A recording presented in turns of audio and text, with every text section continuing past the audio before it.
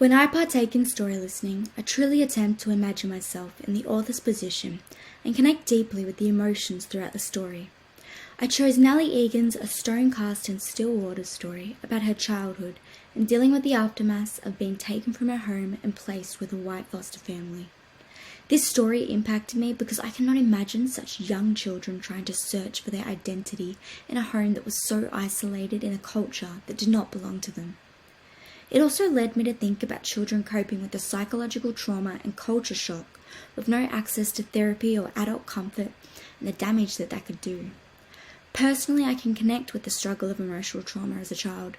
Throughout my childhood, I suffered severely with mental health issues caused by family trauma. But I was privileged enough to have access to therapists and multiple support platforms, whereas these children had to face this alone, which I couldn't even imagine doing so myself. This story reminds me of the privilege that I've always had growing up, and that still to this day some children don't get the same opportunities as I did. This story motivates me even further on the importance of inclusive practice within the classroom.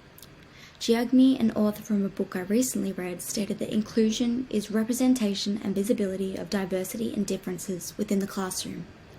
I strongly follow this statement, and it plays a large part in my philosophy on inclusion. Creating a space that caters to every child's identity is crucial to ensure that no children feel as though they don't belong, like the children from this story.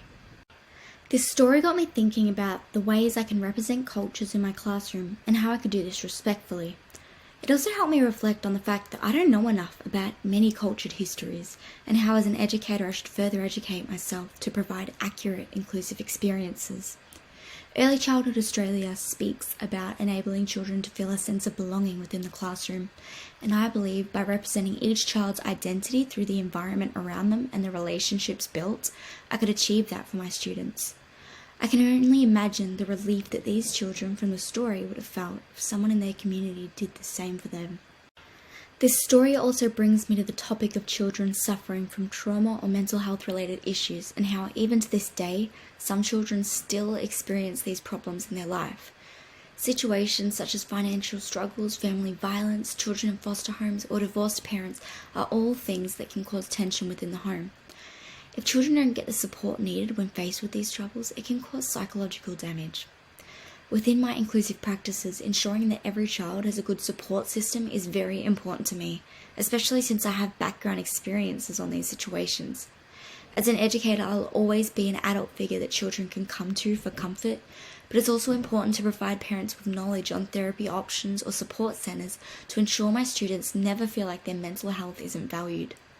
Alongside this, any diverse abilities or social differences should be supported by educators, peers and families, and by bringing attention to these matters creates equal opportunities and inclusive practice for all students. Through this approach, I can form meaningful relationships with my students and their families that can contribute to their sense of belonging within my classroom and practices.